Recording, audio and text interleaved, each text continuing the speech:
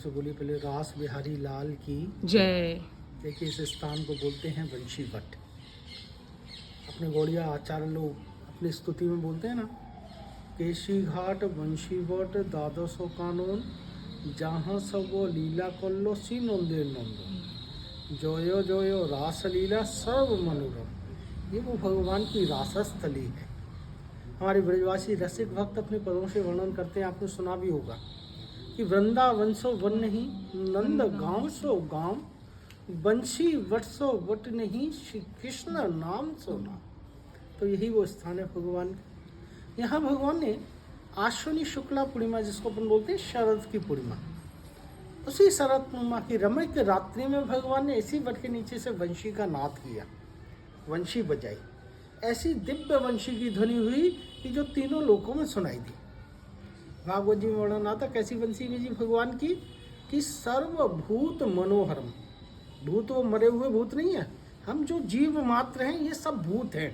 तो हर जीव आत्मा के मन को मोहने वाली भगवान की वंशी बजी। इस ब्रज की गोपियों ने सुनी तो जो भी गोपी अपने घर का जो भी काम कर रही थी, पति की सेवा कर रही है, सास ससुर की सेवा कर रही है, बच्चों को खिला रही है, खाना खा रही है, खाना बना रही है, कुएं से पानी निकाल रही है, गाय का दूध जैसा था सब वैसा ही छोड़ दिया। बेसुध हो गई गोपियां। भागवत जी में वर्णन आता है, सुखदेव जी महाराज कहते हैं वृक्ष से बेसुध हो गई। कैसे बेसुध हुई कि जो गोपी अपना श्रृंगार कर रही है तो कैसा किया, आंखों का काजल मांग के सिंदूर में, मांग का सिंदूर आंखों के काजल की जगह, गले के जेवर पैरों में, पैरों के जेवर गले में, लहंगा जो है ओढ़ लिया, ओढ़नी जो है पहन ली। ऐसी अवस्था में इस स्थान पे आ गई। सबको भगवान ने देखा। आने का कारण जाना, गोपी आप स्त्री होकर अर्धरात्रि में ऐसे निर्जन स्थान पर घूमती है, मर्यादा के विरुद्ध है। एक स्त्री का सबसे बड़ा धर्म है कि वो अपने पति परिवार की ही सेवा करे, जिससे उसको सारे पदार्थों की प्राप्ति और अंत में मोक्ष मिले। गोपियाँ बोली प्रभु आपके वचन सत्य हैं, लेकिन आपने एक शब्द का उच्चारण किया, क्या? पति। पति किसको बोलते हैं? ये जो पालन करे वो पति। इस जगत का पालन करता कौन है? आप है। भगवान को बोलते हैं ना जगतपति। वास्तविक पति तो आप ही हैं।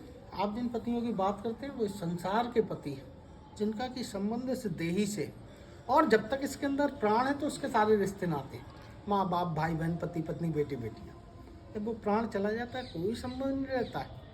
आपकी कृपा होती है, उस आत्मा को नया शरीर मिलता है, नए संबंध फिर से हो जाते हैं। लेकिन प्रभु आपका हमारा जो संबंध है नश्वर है, चिरकाल है, जो कभी नहीं मिट सकता। क्यों? ना तो आत्मा ही कभी नष्ट होती, ना परमात्मा। गोपियों भाग जाना आने का कारण पूछा, आप आधी रात को क्यों आई? कि प्रभु हम सब गोपियों ने 1 मास में कात्यायनी का व्रत किया। कार्तिक के महीने में करते ना कात्यायनी व्रत। माँ कात्यायनी प्रसन्न हुई, हम सब गोपियों को वरदान दिया, गोपी आप सबके मन की कामना भगवान शरद रात्रि यमुना तट वंशी वर से बंसी बजा के आपकी मनोकामना पूरी करेंगे। तो प्रभु आज आप हमारी मनोकामना पूरी करें। क्या कामना हुई कि जो प्रेम भक्ति आप राधा रानी को प्रदान करते हैं, आज ऐसी कृपा करुणा इन सब गोपियों के ऊपर भी कीजिए। सभी के साथ सभी का हाथ पकड़ के महाराज की लीला करिए। तो भगवान ने अपने उन भक्तों की ब्रज गोपियों की मनोकामना पूरी करने के लिए दर योगमाया का आह्वान करके जितनी गोपी अपने उतने ही रूप बनाए। और जैसे आप दर्शन कर रहे हैं इसी प्रकार एक एक गोपी एक एक कृष्ण, हर एक गोपी के साथ अपना रूप बना के हर एक के मन की कामना पूरी की। इसी बंसी को भगवान शिव ने कैलाश पर सुना। उसी समय गोपियों को मद हुआ, सौभाग्य मद, जो भागवत जी में वर्णित आता है।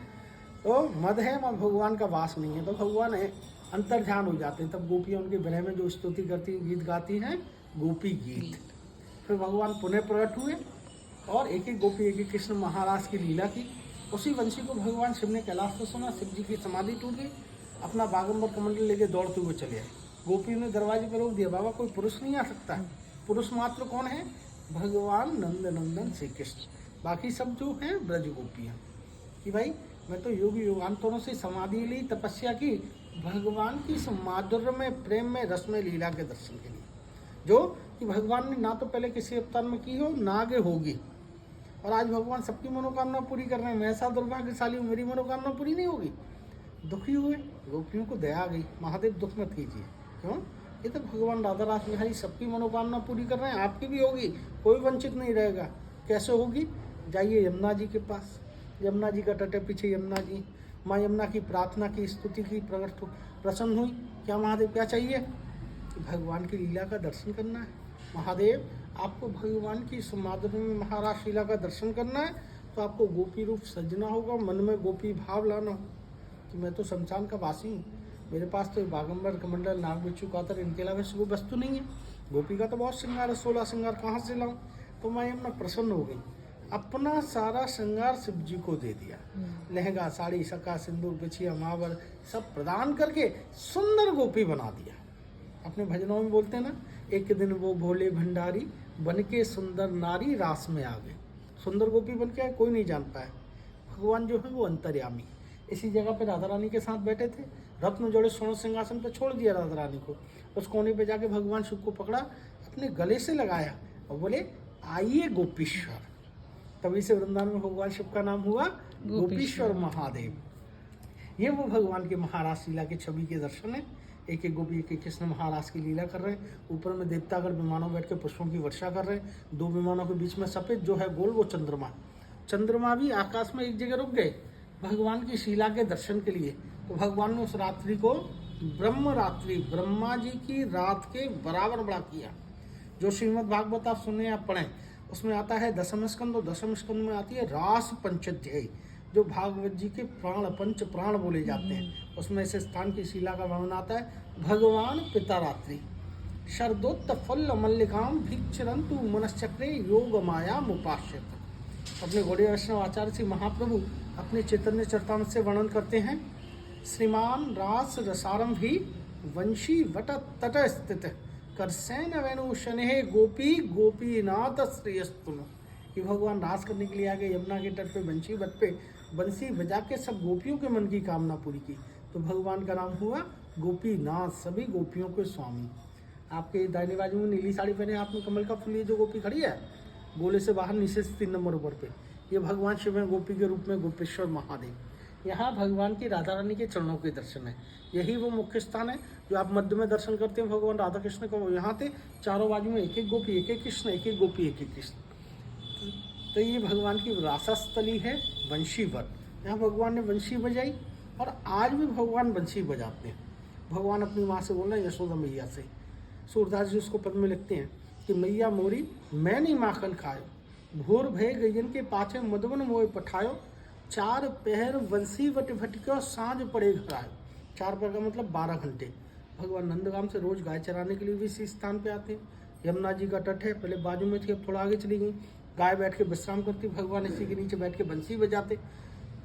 आज भी बजाते हैं। आज भी भगवान के भक्त भगवान की वंशी की, पायल की, ढोल मृदंग झान मजीरों की ध्वनि इन वृक्षों से सुनते हैं। तो भक्त लोग यहाँ भगवान को वंशी अर्पण करते हैं। वंश रक्षा, वंश वृद्धि, भक्ति, कामना की पूर्ति। और आज भी प्रभु वंशी बजाते हैं, तो उनको बजाने को उनकी सबसे प्रिय वस्तु वंशी का वंशीवत पे दान करते हैं। जानते हैं अपने घर से लाते हैं सोने चांदी की बनवा के, नहीं ला पाते, यहाँ से लेते हैं। जैसी भी श्रद्धा होती है, नाम गोत्र का उच्चारण करके अपने मन की कामना की प्रार्थना करके भगवान को बंसी अर्पण करते हैं। वंशीवत पे बंशी दान करने का शास्त्रोक्त वर्णन है। राधे राधे।